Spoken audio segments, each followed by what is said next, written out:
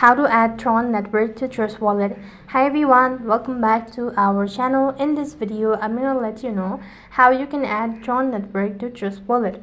So for that case, you have to go and log in into your Trust Wallet account. When you're logged in, that's going to take you to the home page.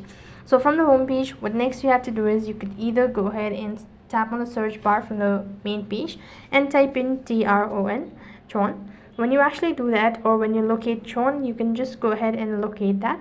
Since I haven't added the Tron network, so first thing, let me go ahead and add it. So for that, you need to press the icon that is located right on top. So now you need to go ahead and type in Tron. When you actually locate Tron or that, you need to toggle the button for that, and when you actually done that, you could go ahead and open up your home page. Right on this page, you can see that the Tron has been added, and now you can start with the trading procedure with Tron.